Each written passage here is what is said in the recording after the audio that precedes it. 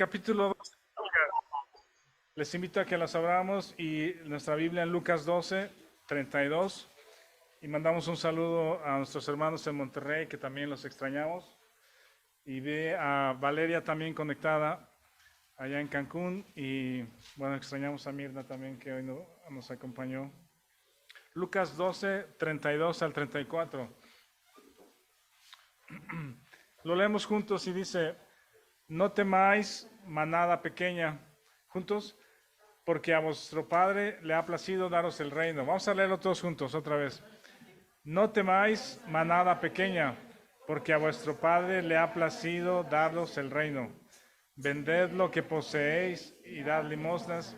Haceos bolsas que no se envejezcan, tesoro en los cielos que no se agote, donde ladrón no llega ni polilla destruye. Porque donde está vuestro tesoro, ahí estará también vuestro corazón. El Señor Jesús está en medio de la multitud y como hemos visto en esta segunda parte del libro de Lucas, se repite varias veces la palabra la multitud y las multitudes y dice millares le seguían y ahora ya están encaminados a Jerusalén. Les decía que están ya rumbo al sur en Jerusalén, donde eventualmente será entregado y crucificado. Y en medio de este diálogo, esta plática que ha tenido, o estos acercamientos con las multitudes, el asunto del afán, que nada añade, se lo dice específicamente a los discípulos. En el versículo 22 dice, dijo luego a sus discípulos. Y estos versículos que acabamos de leer también son dirigidos a sus discípulos en particular. No estoy seguro, no veo cómo, si es en medio de toda la multitud, de pronto hay un momento en que se dirige específicamente a los discípulos, pero es interesante saber que estas palabras de la ansiedad de la semana pasada y del temor de esta semana son dirigidas a sus discípulos.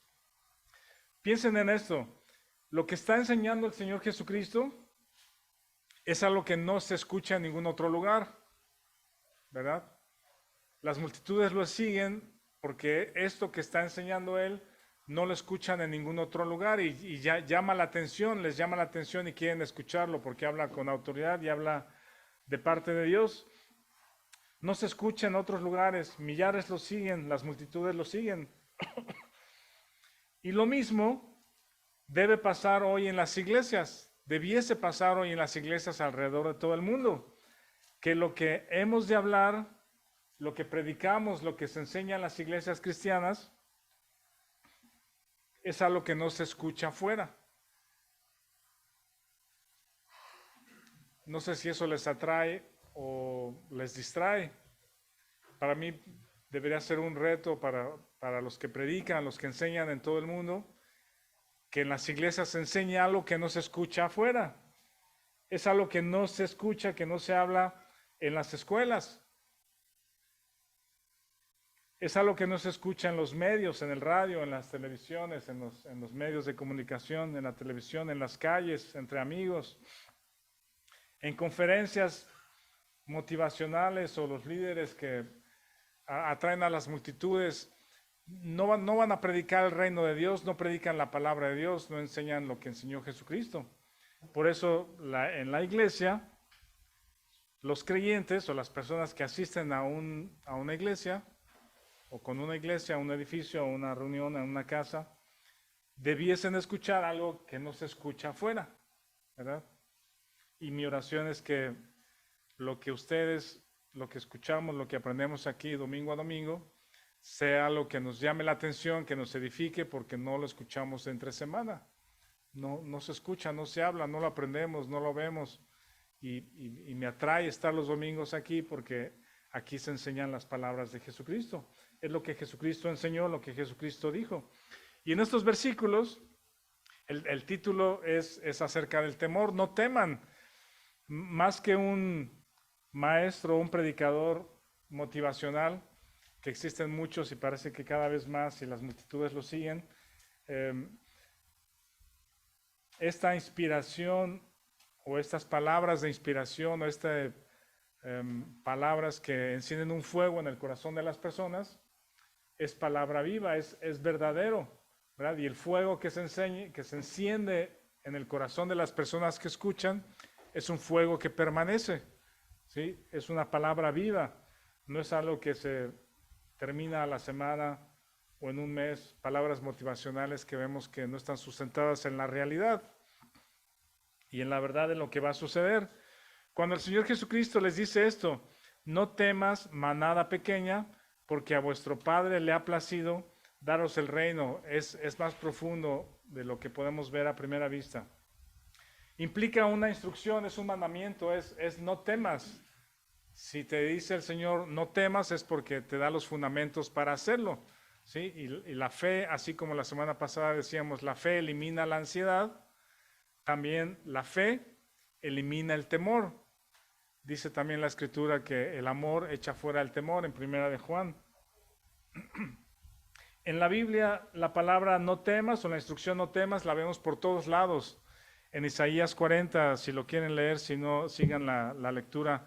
Por ejemplo, Isaías 41 dice estas palabras del 10 al 13. No temas porque yo estoy contigo. ¿Ven? No es una motivacional, una instrucción motivacional de aliento sin fundamento, sino es no temas porque aquí estoy yo, estoy contigo. ¿Verdad? No desmayes, porque yo soy tu Dios que te esfuerzo. Porque siempre te ayudaré, siempre te sustentaré con la diestra de mi justicia. Y continúa el texto. Este tipo de alientos y de palabra, no estoy seguro, he leído que hay más de 365 veces que se repite la instrucción no temas. Y alguien dice, bueno, es que es una para cada día, para que te acuerdes que no temas, no temas, no temas, no temas. Parece que es la instrucción más repetida, porque quizás es la necesidad más grande que tenemos los frágiles seres humanos que somos. Es una instrucción, es un imperativo. La palabra que usa para temer es la palabra fobeo, ¿verdad? De fobia.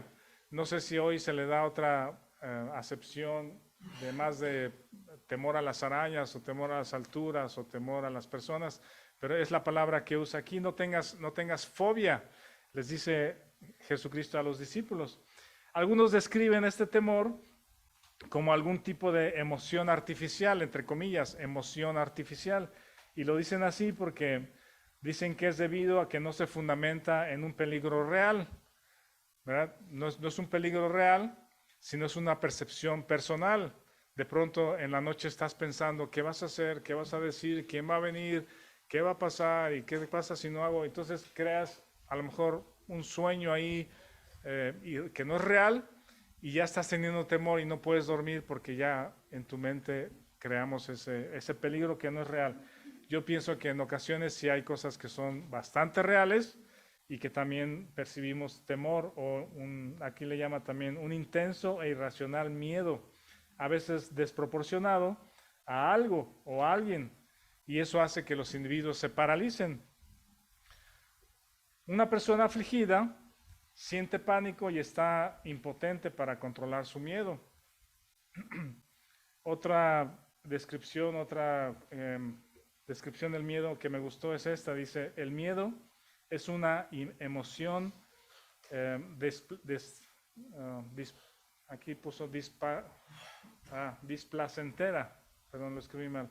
Es una emoción displacentera cuyos efectos desagradables activan nuestro sistema de alerta y ponen en marcha mecanismos de protección o de huida o de acción, ¿verdad?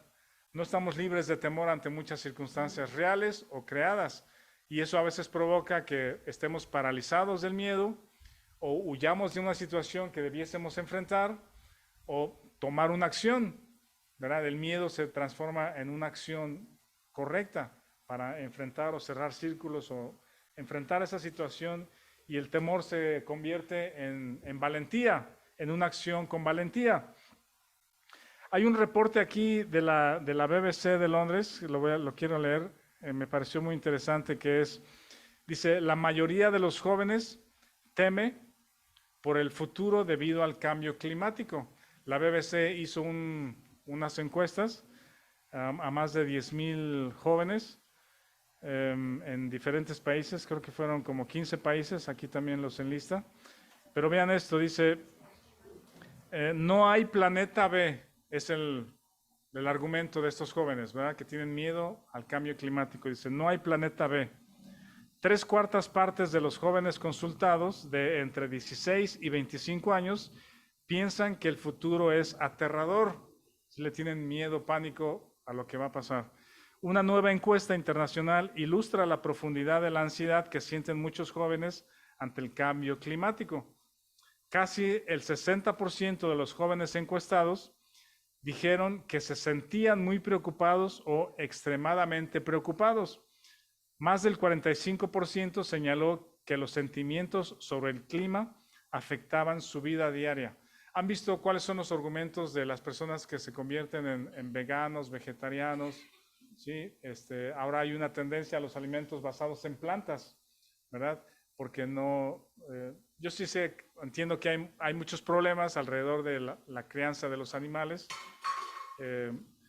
pero tiene que ver con esto, que cuidar al planeta, cuidar el agua, que sí es un asunto, un recurso indispensable también, que está en mucho riesgo, pero todas estas variables de cosas, hay gente, jóvenes que están protestando en Londres y están pintando obras de arte, cuadros, y dicen, pero hay un entrevistador que se enoja con la muchacha que está ahí entrevistando en un programa de televisión, y la muchacha le está diciendo, es que el cambio climático y todos tenemos que ser vegetarianos y comer plantas. Y le dice, sí, o sea, sí entiendo tu punto. Dice, pero ¿por qué están protestando y poniéndole spray y pintura a cuadros, ¿cómo se llama? De artistas, ¿vale? Obras de arte en los museos. ¿No se han visto eso? Y se pegan las manos, ¿sí? Dañan las pinturas, se pegan las manos. Y el argumento es eso, es que tenemos que ser vegetarianos y dejar de comer carne. Pero creo que todos estos alimentos están fundamentados en el temor de lo que va a suceder. Luego decía, 3/4 de los consultados pensaban que el futuro era aterrador. Más de la mitad, el 56%, señaló que cree que la humanidad está condenada. 2/3 de los jóvenes dijeron sentirse tristes, asustados y ansiosos. 4 de cada 10 dudan si tener hijos. 4 de cada 10 no quieren tener hijos porque el argumento es ¿a qué mundo los vamos a traer, verdad? Termino, dice, se sienten traicionados por los gobiernos, estos jóvenes, porque piensan que los gobiernos no están haciendo nada al respecto. El informe dice que a nivel global los jóvenes se ven especialmente afectados por los temores climáticos porque se están desarrollando psicológica, social y físicamente. Esto muestra que la ansiedad ecológica no es solo por la destrucción del medio ambiente, sino que está indisolublemente ligada a la inacción de los gobiernos ante el cambio climático. Bueno, en fin. Temores que paralizan, temores que provocan ansiedad, que provocan una reacción. Y el Señor Jesucristo le está diciendo a los discípulos, no teman. Hay una historia también que les invito a que la vean en Primera de Crónicas 10, primer libro de Crónicas, en el capítulo 11, perdón, primero de Crónicas 11, que me recordó Natalia esta semana. Primer libro de Crónicas, capítulo 11. Y después de que David es proclamado rey, o declarado rey, en el capítulo 11, versículo 10, hace un apartado para hablar de los valientes de David. David era extremadamente valiente, ¿verdad? Era valiente, no tenía temores. Y si tenía temor, ¿perdón? ¿Qué dije? Primero de Crónicas 11:10. Si David tenía temor por la confianza de que Dios, su Padre, estaba con él, el Señor es mi pastor, Salmo 23, eso le provocaba una acción de valentía, ¿sí? No una huida de cobardía, sino una acción de valentía. Y en el versículo 10, 11:10, voy a leer, dice, David estaba rodeado también de hombres valientes. Dice, estos son los principales de los valientes que David tuvo y los que le ayudaron en su reino con todo Israel para hacerle rey sobre Israel conforme a la palabra de Jehová. Y este es el número de los valientes que David tuvo. Jasobeam, hijo de Jacmoni, caudillo de los 30, el cual blandió su lanza una vez contra 300, a los cuales mató. No entiendo cómo pudo haber sido esto, pues. Uno valiente, muy valiente, un caudillo que con solo su espada mató a 300. Y David tenía 30 valientes. De entre esos 30 había 3 que eran más valientes que los 30. ¿Sí? Luego en el versículo 12 dice, tras de este estaba Eleazar, hijo de Dodo, Ahoita, el cual era de los 3 valientes. Este estuvo con David en Pasdamim, estando allí juntos en batalla los filisteos, y había allí una parcela de tierra llena de cebada.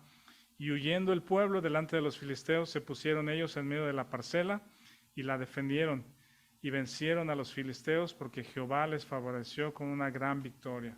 ¿Verdad? Ahí en medio del campo, porque era el alimento y el sustento de sus familias, se puso Eleazar el valiente a defender la parcela contra los filisteos. Y en el 15 dice, y 3 de los 30 principales descendieron a la peña de David, a la cueva de Adulam, estando el campamento de los filisteos en el valle de Rafaim.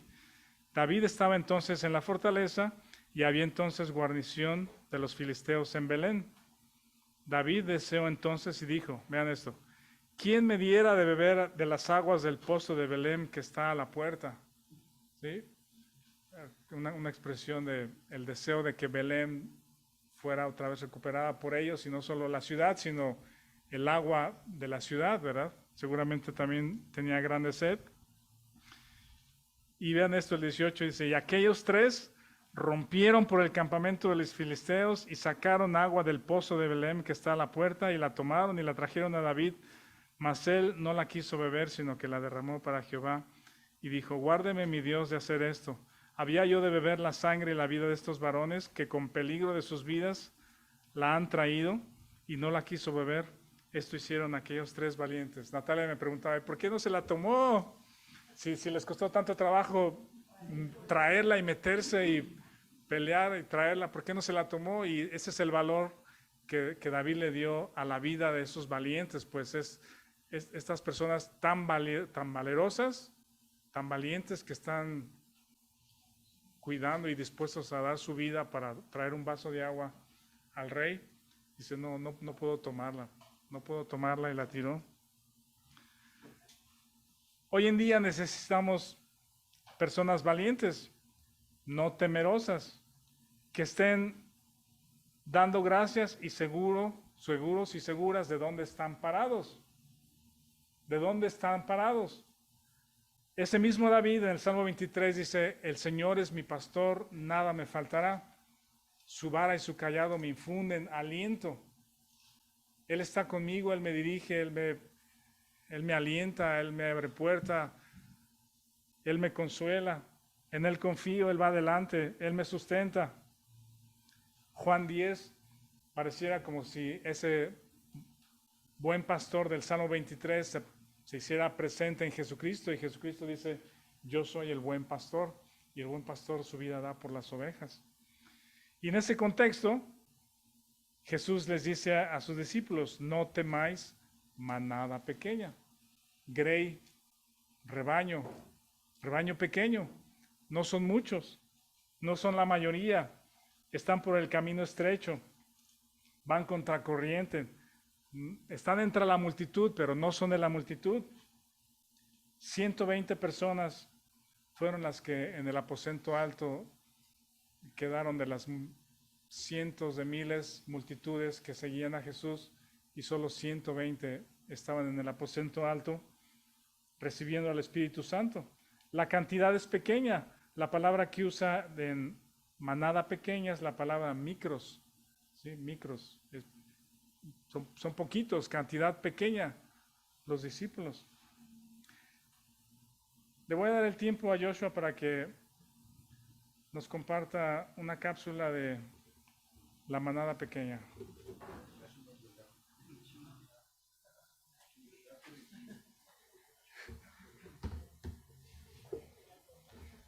La foto más llamativa que encontré de una oveja.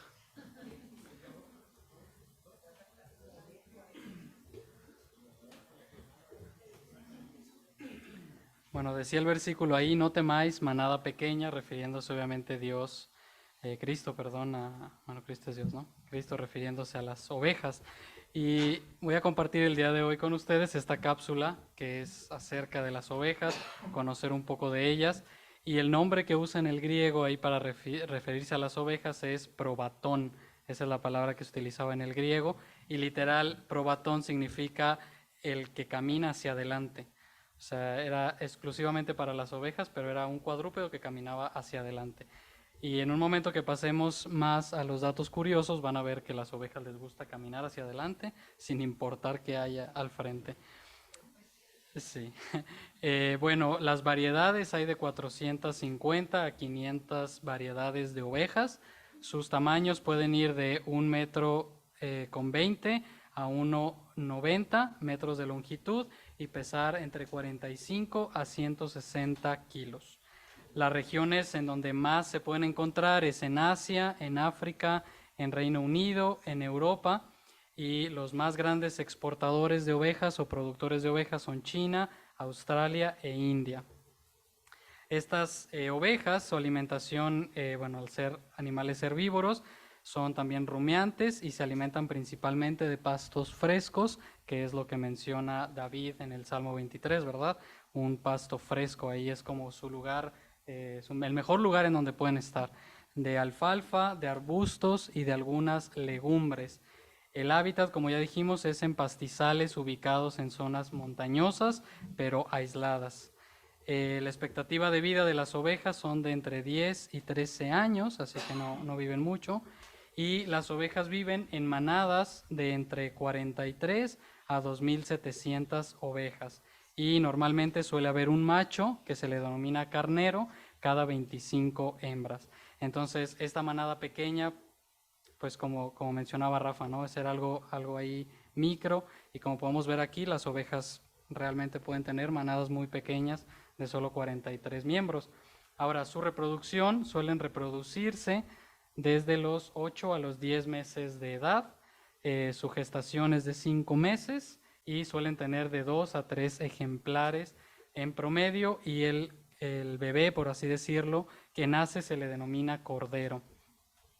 La domesticación inició pues prácticamente desde que inició la humanidad, hace 6.000 años aproximadamente, ¿no?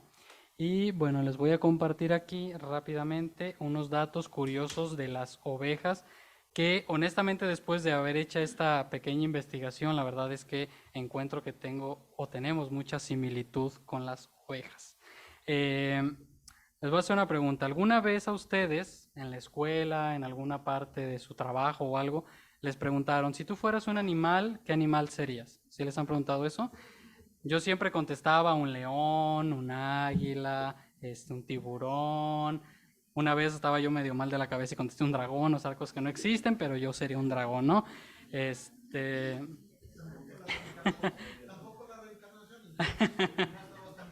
Sí, ¿verdad?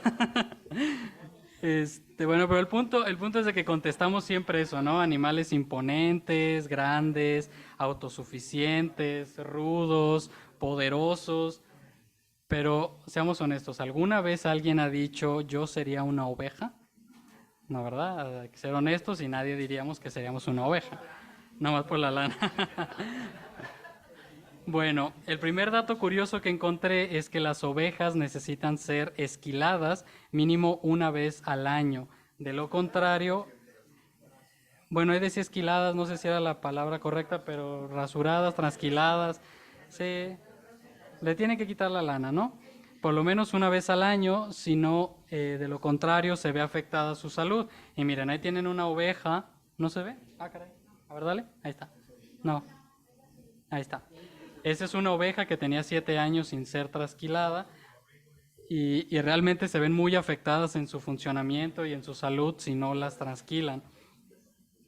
Evidentemente nosotros no pasa nada si no nos rasuramos en 7 años o no nos cortamos el cabello, pero pensé en la necesidad que tenemos de qué pasaría si acumuláramos todas estas cosas de las que nos cargamos en la vida, como decía Rafa, temores, ansiedades, luchas, estaríamos como esa oveja y eso tarde o temprano nos consumiría.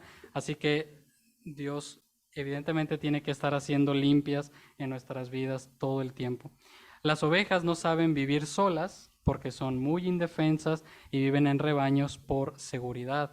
Y realmente la naturaleza de los hombres es esa, ¿no? Siempre vivir en sociedad como una manera de subsistir y de no correr riesgo. Las ovejas pueden reconocer caras y la voz de su pastor al grado de no seguir o no escuchar a nadie más, ¿verdad? ¿Se acuerdan de este versículo que Cristo dijo de yo soy el pastor y las ovejas escuchan mi voz y me siguen, ¿verdad? Hasta ese grado pueden llegar las ovejas. Las ovejas son capaces de sentir emociones como el miedo, como la ansiedad, la tristeza, el enojo o incluso la felicidad. Otro dato curioso que encontré es que no están diseñadas para vagar solas. Suelen ser muy distraídas y perderse con mucha facilidad. O sea, si una oveja agarra monte y se va, esa oveja ya, si nadie va por ella, esa oveja la va a pasar muy mal porque no están listas para vivir solas. La sexta cosa es que son animales diseñados para seguir, incluso hasta despeñarse por seguir a otra oveja. O sea, las ovejas son animales que claramente tienen que tener un líder visible y si esa oveja, ese líder o ese pastor se avienta a un acantilado, la oveja va a caminar hacia el frente y se va a aventar a un despeñadero. Y aquí me acordé cuando mi mamá me decía, entonces si tus amigos van y se avientan de un monte, ¿tú te avientas? Y yo, no, pero ¿qué crees? Y me aventaba, porque era una oveja, soy una oveja. Así somos, nos gusta despeñarnos y va otro a despeñarse. Y la séptima cosa, perdón, que descubrí es que requieren de una constante vigilancia, además de ser susceptibles a perderse en terrenos irregulares u oscuros, no distinguen a sus depredadores. Las ovejas son animales 100% dependientes de un pastor. Y eso se me hizo muy, muy interesante porque para nuestro orgullo no nos gusta nos hubiera gustado más bien que el Señor nos comparara con un león, con una águila, que nos hubiera comparado con, no sé, hasta con incluso un lobo, pero, pero nos compara con ovejas. Y como diría Tim, con tontas ovejas, ¿no? Las ovejas realmente no son muy inteligentes, no son muy hábiles, no están diseñadas para estar solas, necesitan cuidarlas, necesita alguien que las trasquile, necesita alguien que la cuide de depredadores. Si sienten miedo, solo saben correr en círculos, solo saben meterse a la manada, pero no saben qué hacer, no tienen capacidad de defenderse ante absolutamente nada y son animales 100% dependientes de un pastor. Y creo que como creyentes es algo muy valioso, más que afectarnos el orgullo. Creo que deberíamos de sentirnos muy agradecidos con Dios de que nos vea como ovejas, porque las ovejas tienen una total dependencia de un pastor. Si fuéramos algo más, podríamos ser independientes de Dios, resolver nuestros propios problemas, enfrentar estas circunstancias, pero el Señor compararnos y llevarnos a vernos como una oveja, nos recuerda siempre la gran necesidad que tenemos de un buen pastor. Pero solo hay que escoger al buen pastor, ¿verdad? Porque también podemos escoger uno que nos despeñe en el abismo. Pero si confiamos en este pastor que comentaba Rafa, este pastor Jesucristo, el buen pastor, pues entonces estaremos seguros. Muchas gracias, hermanos. Gracias, Joshua. El temor nos impide confiar. Yo creo que nosotros mismos no nos damos cuenta de que los temores que tenemos, la información que está llenando nuestras mentes, nos impide confiar en nuestro Padre. Y lo que el Señor Jesucristo está haciendo con sus discípulos es declarándoles 3 verdades que van a ser el fundamento para eliminar el temor. El temor que puedes tener, quizás sin darte cuenta que ahí está y te impide confiar en el Señor, es quizá el temor a la soledad. A veces la familia se va, los hijos se van y nos aterra estar solos. Tenemos temor al futuro, como estos jóvenes que estaban aterrados, incluso no querían tener hijos porque a qué mundo los vamos a traer. Hay personas que han escuchado de los preppers, se llaman preppers, los preparadores, eh, que están guardando conservas, alimentos congelados, aguas, latas, y tienen sus sótanos llenos de alimentos para muchos días o meses, y están rodeando sus casas con armas, armamento, están entrenando a sus hijos a manejar armas, porque estiman que en algún momento las guerras van a ser o por el agua, ¿verdad? Por la comida, y aunque tengas mucho dinero, no va a haber agua que comprar, alimento que comer, que comprar, no va a haber tiendas. Y entonces ellos se están preparando para ese tiempo y realmente lo que llena o lo que mueve la acción de esas personas es el temor al futuro, ¿verdad? Desconocen que Jesucristo va a venir, que el Padre va a venir por nosotros y vamos a estar con Él para siempre. El creyente no debe temer al futuro, no debes de temer al futuro, ni al día de mañana, a pesar de cuáles sean las circunstancias que estemos pasando en el mundo. El creyente elimina el temor al futuro porque confía en su Padre. Podemos tener temor a personas que nos causen daño, y David sufrió mucho eso. Líbrame de los que me hacen mal.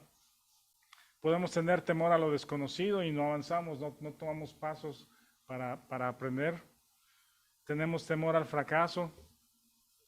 Quizá tienes temor al atravesar una enfermedad, cuando te enteras que hay un diagnóstico no favorable respecto a tu cuerpo y nos da temor de lo que va a suceder.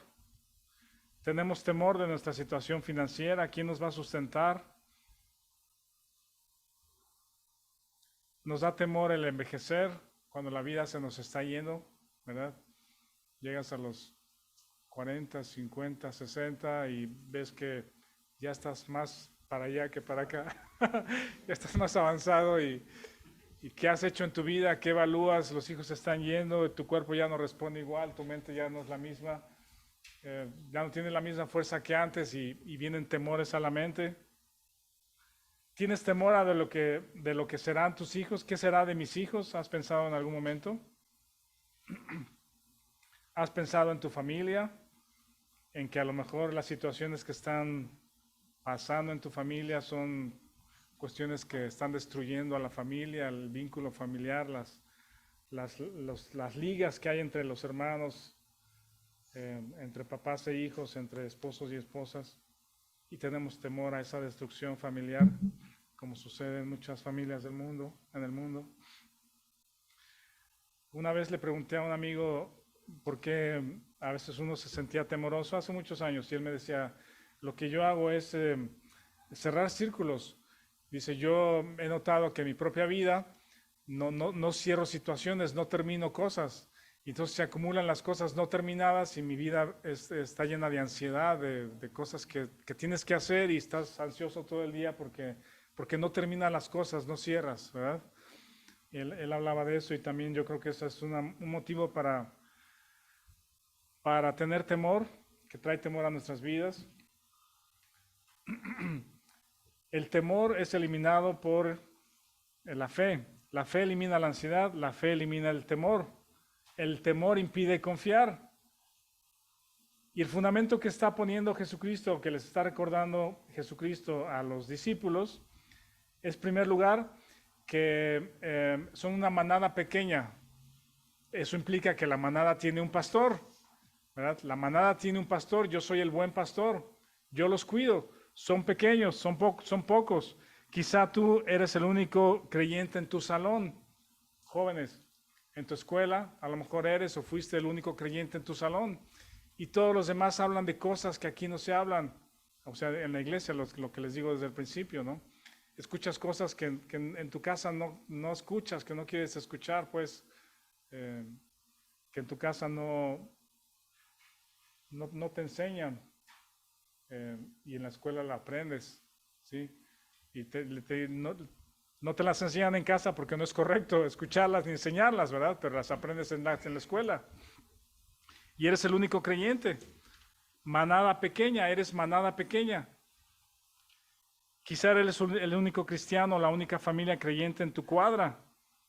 Y en tu cuadra, en tu lugar donde vives, en tu familia, quizá eres la única matrimonio, la única familia en medio de toda tu familia que eres creyente y siempre vas a estar como manada pequeña y esa manada pequeña puede estar llena de temor por todo lo que nos rodea, por todo lo que se habla, por todo lo que enseña, por el camino por el cual las otras personas que no conocen a Cristo van, lo que valoran, lo que hablan, lo que enseñan.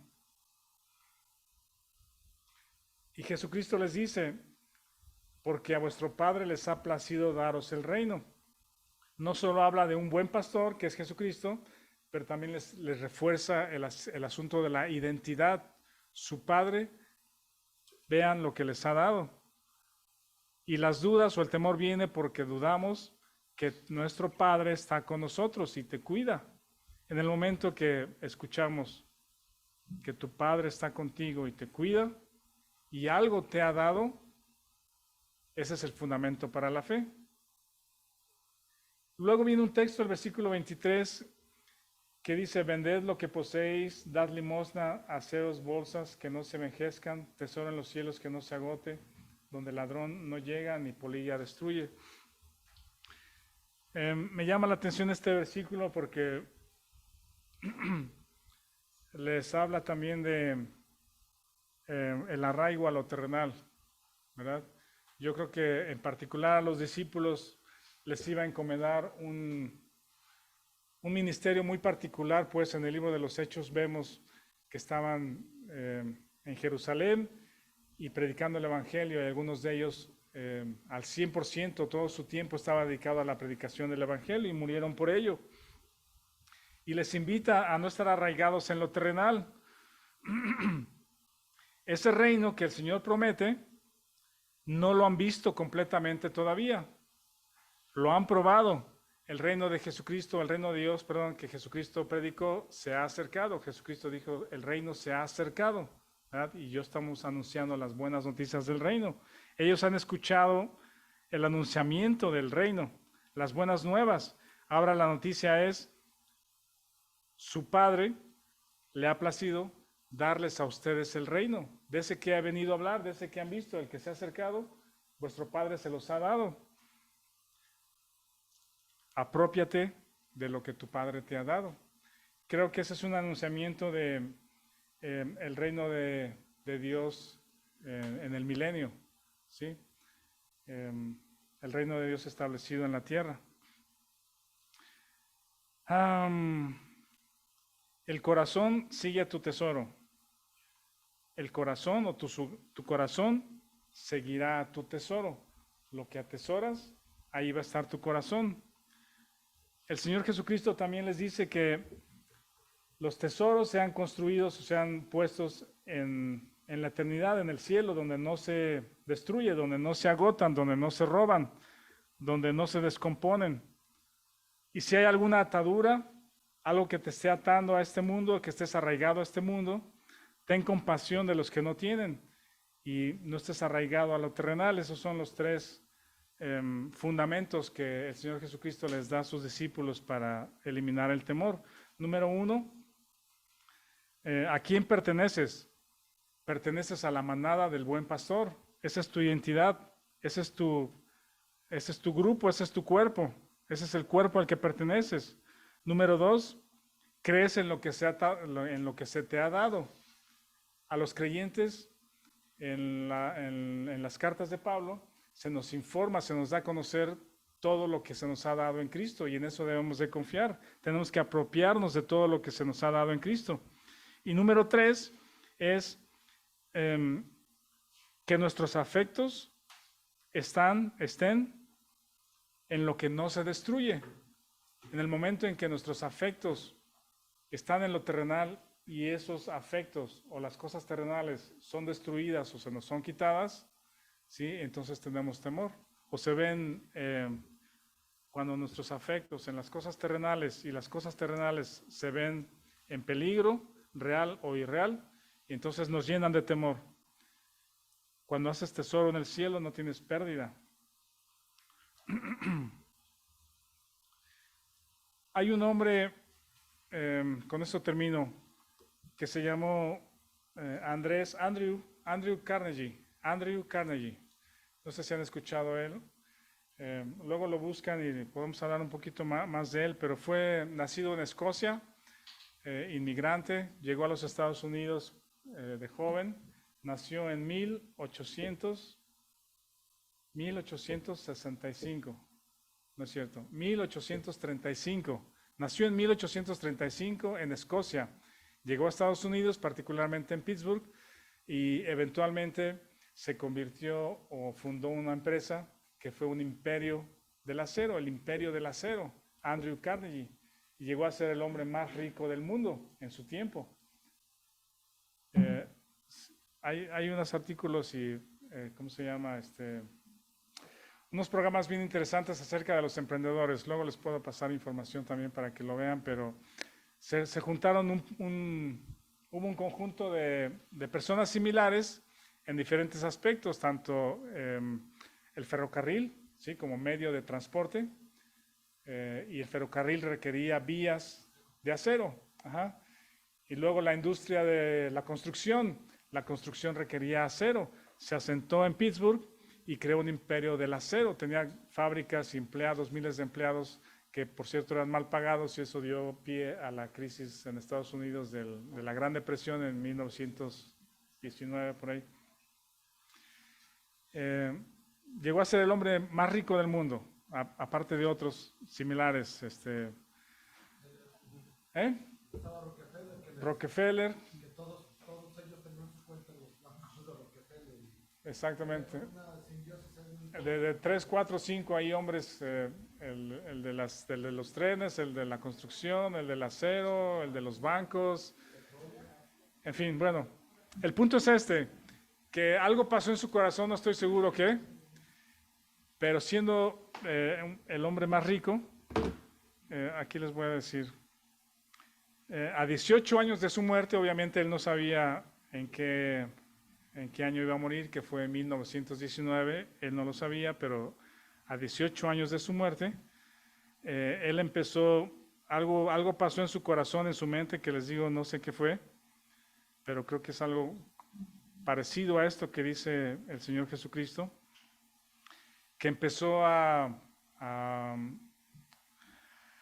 invertir dinero, grandes cantidades de dinero, en hospitales, en librerías, o no librerías, sino bibliotecas.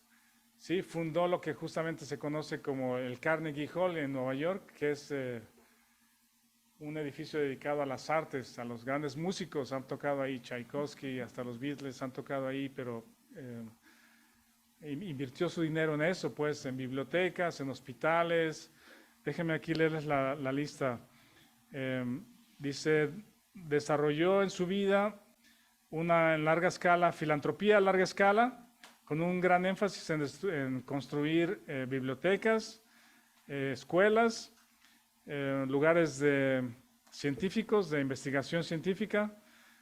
Fundó una corporación que se llamó Carnegie Corporation de Nueva York, Carnegie Institution of Science, para la ciencia, Carnegie Trust for the Universities.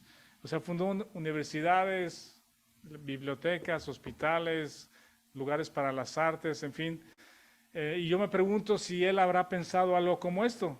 Les digo que no estoy seguro, o sea, no sé, no he leído más de su biografía, quizá lo voy a hacer, pero algo pasó en su corazón, en su mente, de tener tanta riqueza, ¿sí? Y en un momento cambió su pensamiento y empezó a invertir ese dinero en cosas que dejaran educación a las personas, beneficio a las personas, a los más pobres, la educación, la ciencia, el trabajo, la salud, la educación, la lectura, los libros. Jesús dice, vended todo lo que poseéis y dad limosna. Haceos bolsas que no se envejezcan, tesoro en los cielos que no se agote, donde el ladrón no llega, ni polilla se destruye. No sé si en nuestra mente, en nuestro corazón, en nuestra vida llega ese momento en que digas, ya hice esto, ya construí, ya tengo, ya estoy cerca de la muerte, ya estoy cerca de irme con el Señor, que lo que tengo y lo que puedo tener que sirva para las personas necesitadas. ¿Sí? Y este es un mensaje interesante de parte de Jesucristo para tener compasión de las personas que menos tienen. Y dice, porque donde está vuestro tesoro, ahí estará también vuestro corazón. Vence tu temor. Con esto termino. Vence tu temor. Pregúntale al Señor cuál es tu mayor temor que te impide confiar en Él. Puede ser que no sabes que le perteneces. Tu identidad no está ligada al buen pastor que nos guía, que nos protege, que nos cuida. O crees o no crees en lo que Él te ha dado. No crees ni te has apropiado de lo que Él te ha dado en Cristo, de lo que eres en Cristo. O número 3, quizá tus afectos están en lo terrenal y cuando se ven en riesgo, entonces tienes temor. Hagamos una oración, por favor.